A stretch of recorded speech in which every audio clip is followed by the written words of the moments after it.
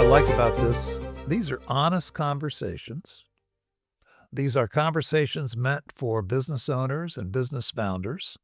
And the goal of these honest conversations is for you to make better decisions. We're here. It's Paul, it's Leah, it's Dennis. We're here on Connect and Convert to connect you with the things that business owners, business founders are thinking, but they rarely say. They're afraid to say them, okay? And we are here to connect you and convert to the honesty, the truth of naming those issues, because until you name them, you can't do anything about it. So we're doing a series on confessions of small business owners and founders. And we chose the sales bucket, if you will, the sales arena. And first of all, hello, Boomer. Hello, Leah. Hey, Dennis. Dennis. Glad to be Leah. back together with you. We've got another true confession. You know, there are things founders think every single day, but they never say out loud. We have a combined, well, I said it on another podcast. I'll say it again, 100 years of experience. I have 97 of those. And no, that's not true. That's not true. But my point is that they never say these out loud. Their fears, their doubts. Gee whiz, why isn't this working out for me? So Connect and Convert exist. Dennis, Leah, and Paul exist so that we can help you say those things out loud. So you can name those things, because until you name them, you can't fix them. We work with owners who are winning on the outside, but are wrestling mightily on the inside in here. And that's why we're here. So let me start off today with another confession. And let's see if you've heard this one. I am constantly worried as a business owner that we are one bad quarter away from disaster. I don't know what our sales process is. To be honest, I don't even think we have a sales process. I don't think we have one. What we call process looks like a bunch of random activities. And, people like us sometimes, they don't like us. Sometimes they work, sometimes it doesn't work. And when I listen to sales calls, I do listen. I hear a lot of pitching. I hear a lot of talking, a lot of explaining, and I don't hear a lot of questions, and I don't hear a lot of listening. And you know what really bothers me? I can't explain why some of my salespeople win and some of them lose. I am frightened to death that my revenue stream could fall apart at any moment. Holy hell. That's a lot of stuff. That's a lot of stuff. My Let's heart's define heavy. our terms, gentlemen. I know. I guess I should go to the shrink and try. But I've heard it. It's cheaper to go to Connect and Convert than go to the shrink, right? So let's see if we can deal with it. Paul, what have you heard? I've certainly heard that a few different ways and different times, and it is a very painful thing. It's not. So the confession isn't about a bad quarter necessarily. It's about not knowing whether the last one was luck. Right. It's fear. Yeah. Exactly. Yeah. And it's not a sales fear. It's a control of reality fear. See, Paul has those control of reality. Now you're going to have to define that for us. Well, you want to have you want to feel like you have control of reality, right? Of your surroundings, but you don't have it. Yeah. And when you feel like the past quarter was was luck, that's not control. That's, well, I'm just kind of going with the flow here, and if something breaks, I won't see it coming. They want to be able to see it coming, so it comes out to a control of reality fear. It also feels really good to be able to say, we don't have a process.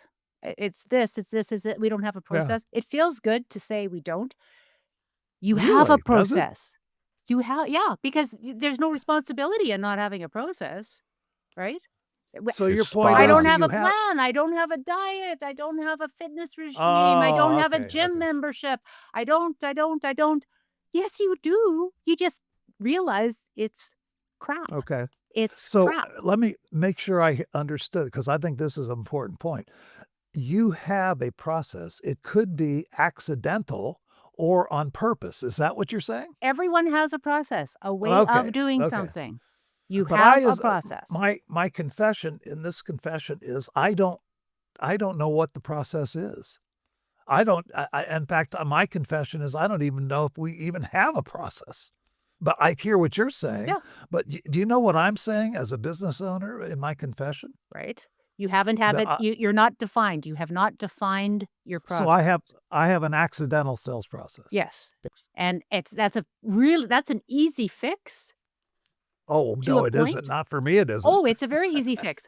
Start writing down the 10 things that you do, work it backwards. You got a sale and the 10 things that happened for you to achieve that sale. You Okay. just work it backwards. That's your current process. Okay, Well, yeah, Leah, it I is. love you. Well, just one thing, and Paul, that I just love Leah because she always has a solution. But I don't think my head is ready for a solution yet. I'm still struggling with this. Boomer, talk to us. Well, and that's what I was wondering is I want to hear, Leah, what do leaders, what do sales managers and owners tell themselves um, when they're in this position of Yeah. chaos?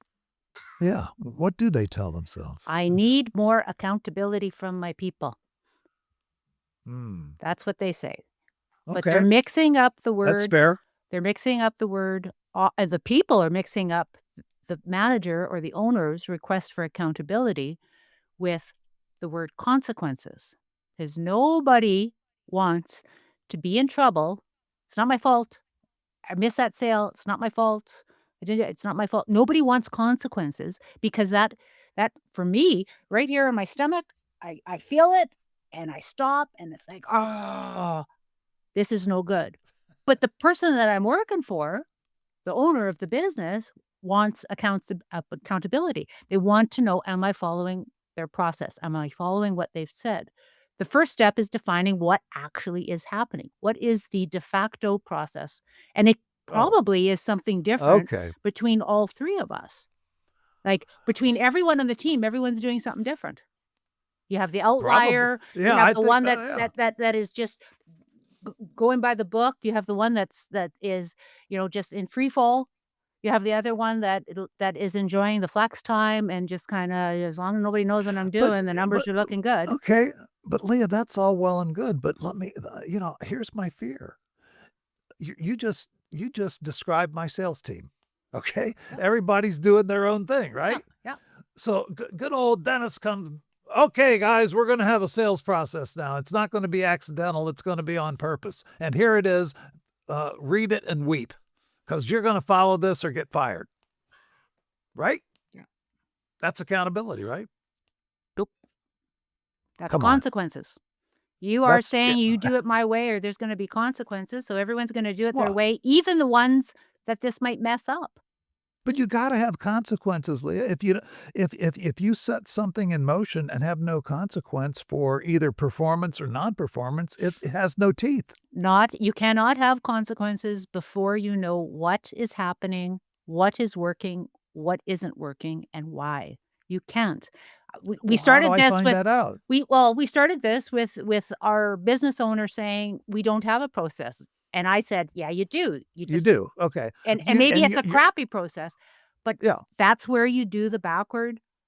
What is Okay. happening? How did Leah make the sale? How did Paul make the sale? How did Dennis make the sale?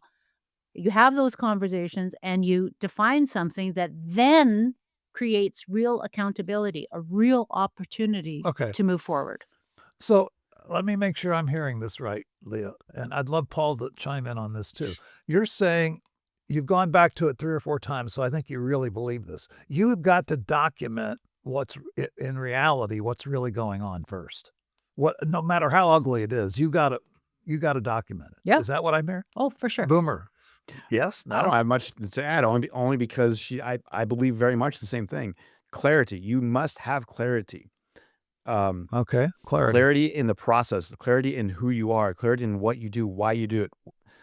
All those things are required to understand the consequences, like Leah said, to understand what consequences matter, what doesn't matter, and that's just as important. Wait, I'm going to jump on that, Paul. You just said something critical. What's important and what's not important? Did I get it right? Yeah. What does that mean in regards to a sales process? So, of course, as Leah said, there's sales processes that are documented, and there are sales processes that are just mentally kind of chaotic, Accidental, whatever. accidental, You know, this chaotic, sounds like a yeah. good idea. And if you, let's say, and I think you and I have talked about this, Dennis, if you have consequences for one thing, for one person, and that consequence is different for somebody else, or you look at somebody else and look at them at different expectations, just like a child, you're going to cause chaos.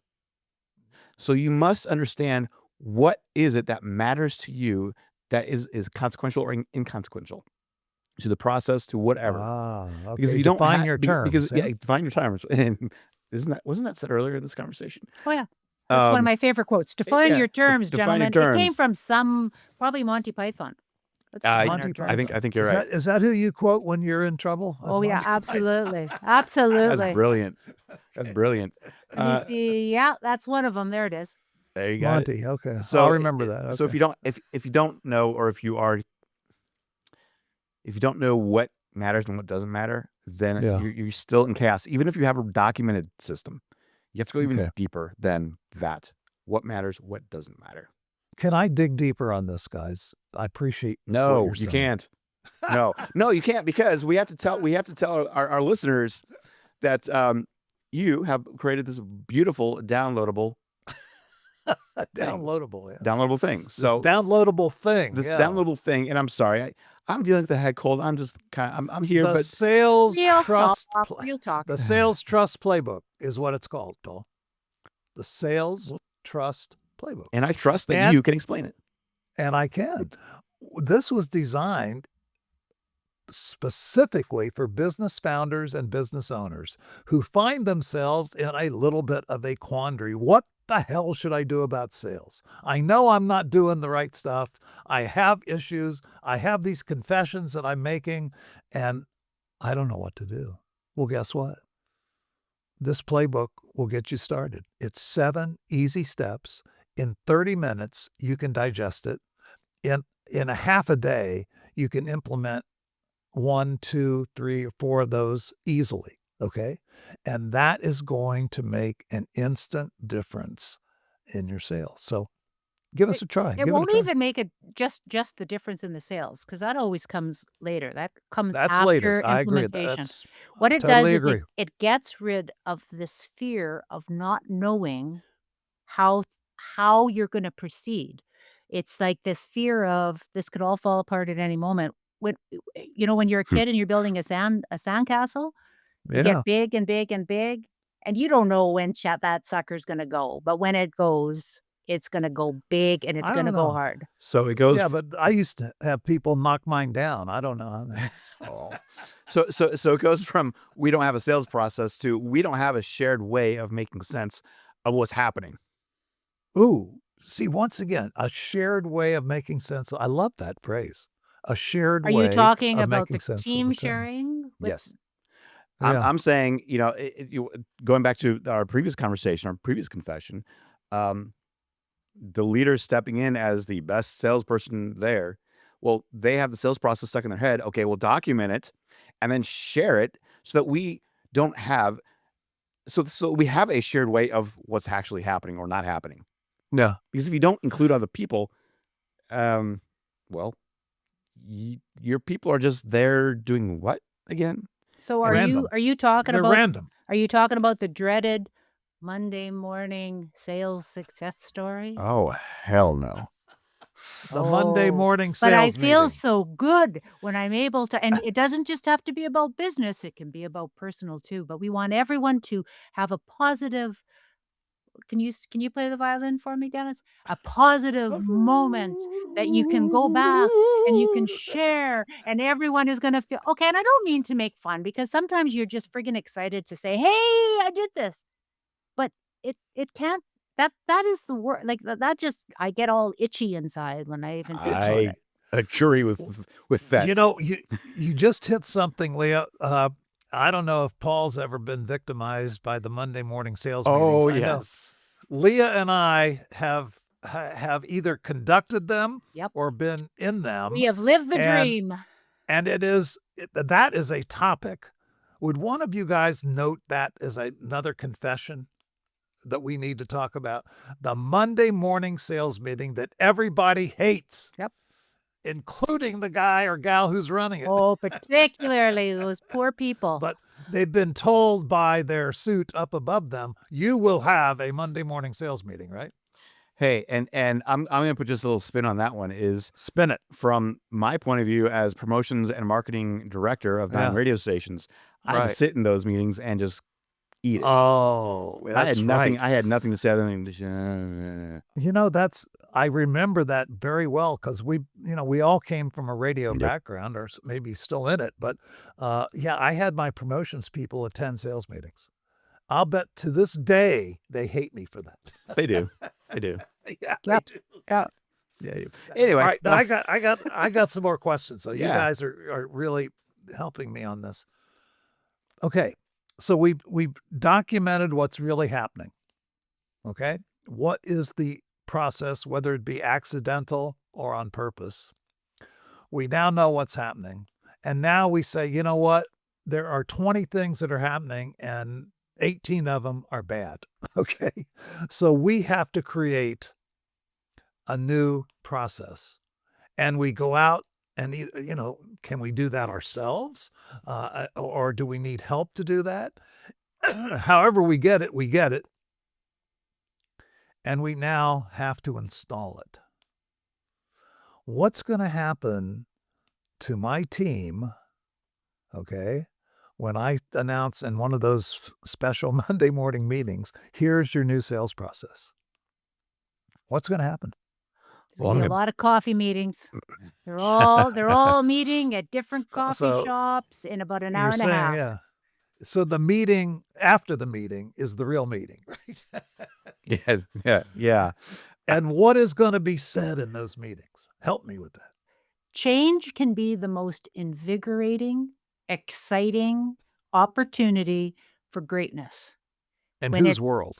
it I love change. I love something D- getting mixed up. Oh, absolutely. Okay, But let's talk about those who don't. Okay. and that's the big but.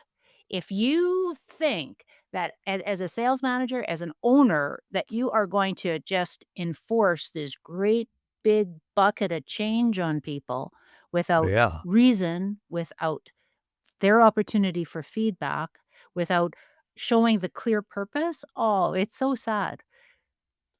The human brain can only absorb so much. So there's Yeah. gotta be 3 things you're trying to achieve. There's gotta be 3 things that you're trying to do, and it's not a to-do list, it's a tactics list.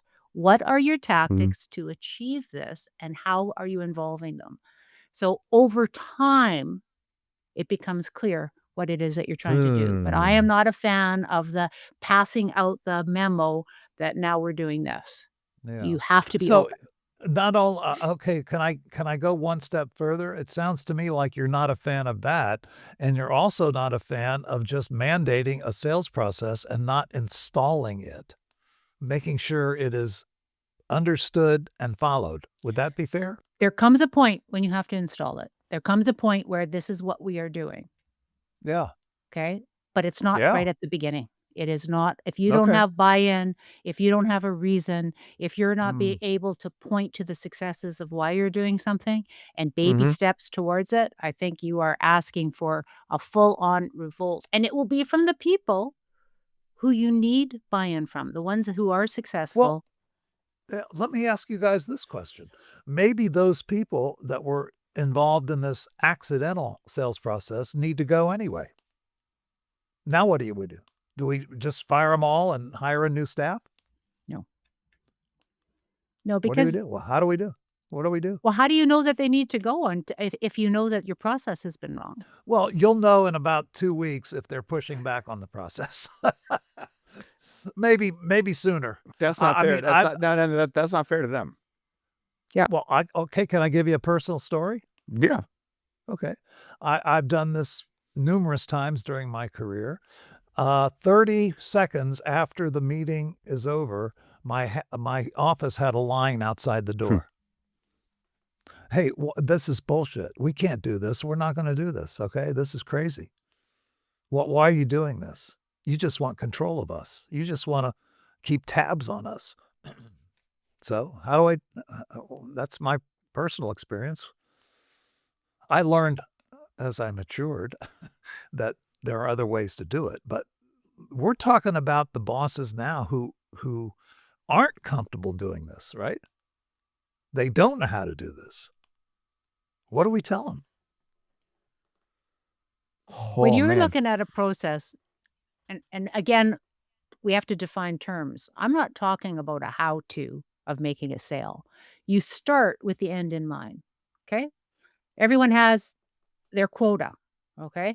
That quota means you have to talk to so many people. This is your average sale. This is what if your average sale is $10 and you need to sell 100, guess how many sales you need over the course of the year? You got to have 10.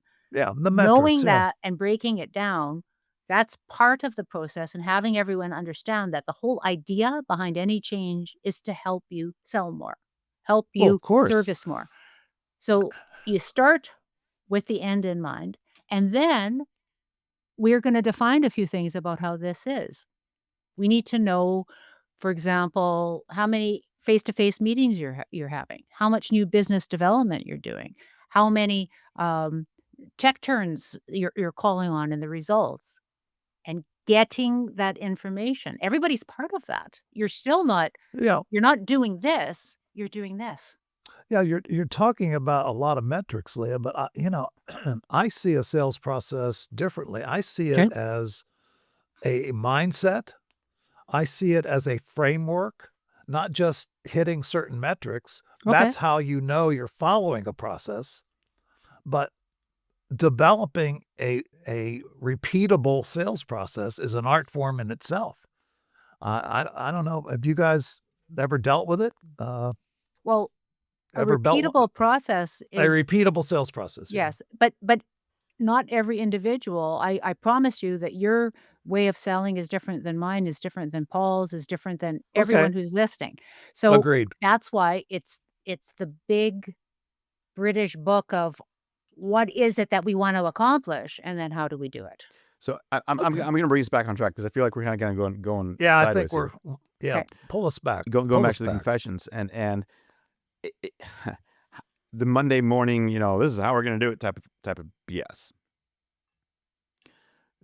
I honestly, and I think this, you mentioned, the Monday morning sales meeting as another episode. I think this warrants another episode because this is change management, and change management is a whole degree in college. So we're getting into things that are really seriously heavy stuff that requires some heavy thinking. However, our listeners don't have time for that, of course. So let's bring it back to, how do we help our listeners go from, we have a system now, we've kind of documented the system, and we know, okay, we have some things to work on. How do we go from there? What's the next step from, we know we have a system, we know we have a problem. Okay. Now what? Let me make a suggestion.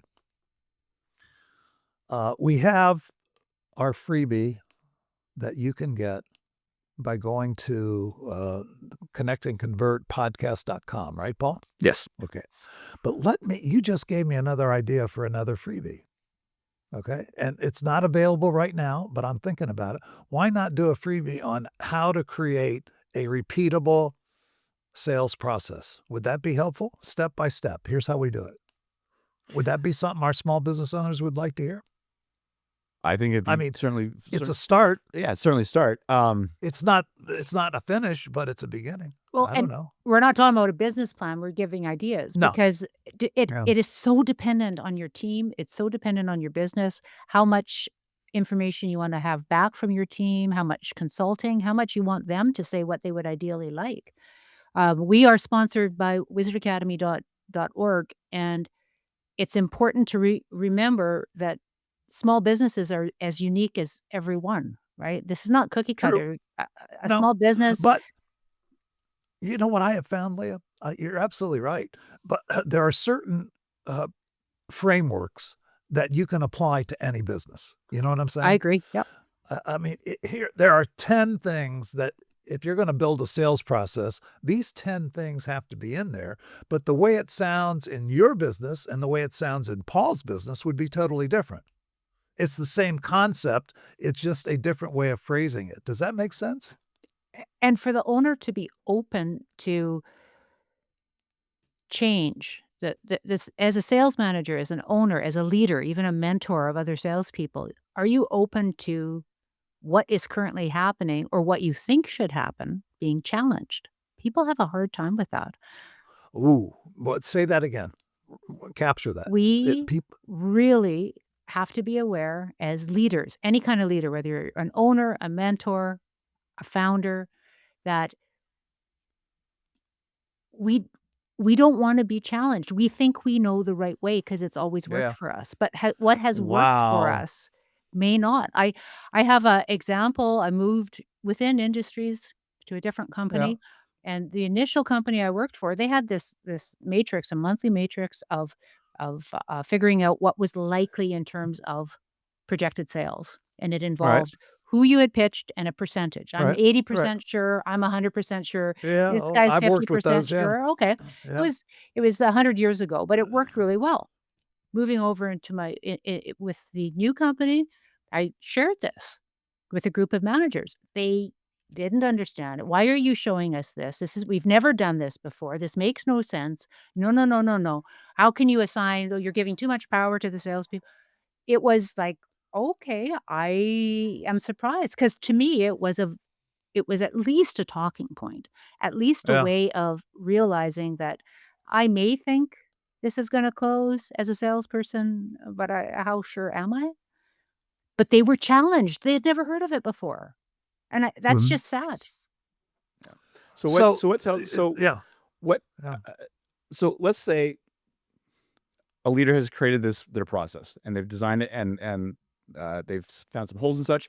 Once they start getting it in place, once they start actually communicating it, and let's say that they've already started the change management process, Okay. what changes inside the leader? Because we're not necessarily selling right now. We're not selling results to our listeners, but we're selling groundedness. We're selling, okay, I'm now a leader of an organization or a sales manager of an organization that can function in a more manageable way. So what happens at that moment? When Good you question. when you are cooking something and it turns out terribly, how do you know that why it turned out terribly? You go back to the recipe and you go, "Oh, I remember one of the first times, I'd probably been 8 or 9, and I cooked a cake, and it's like, it wasn't working. I forgot to put the flour in."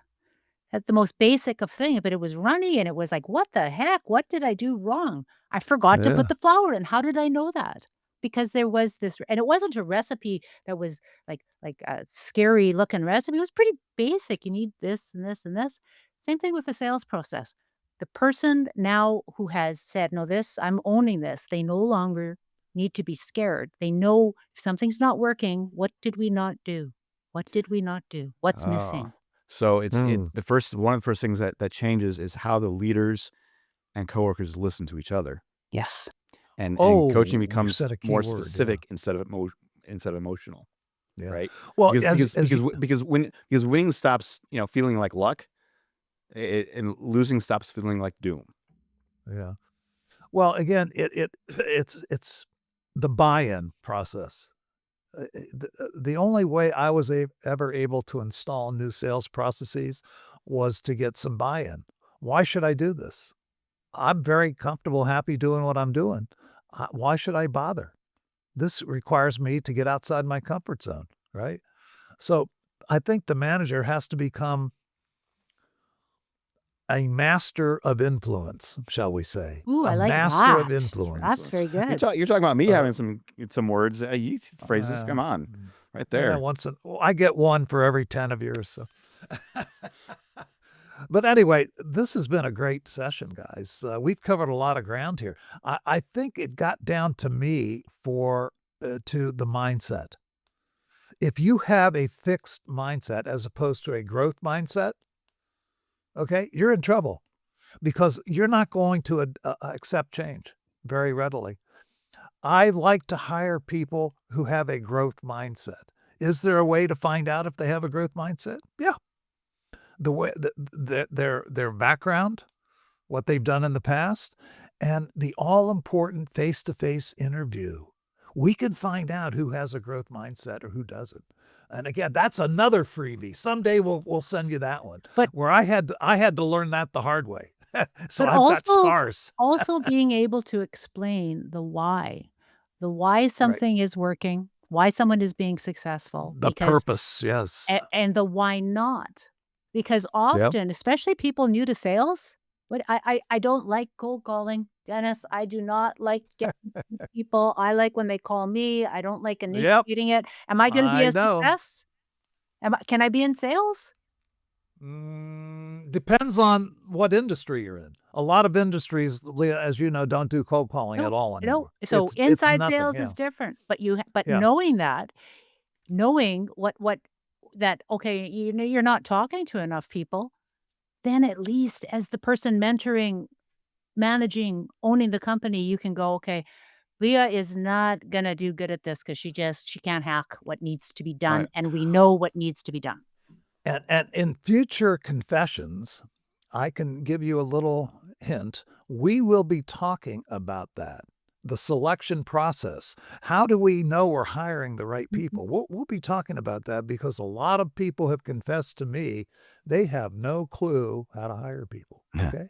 So So stay tuned.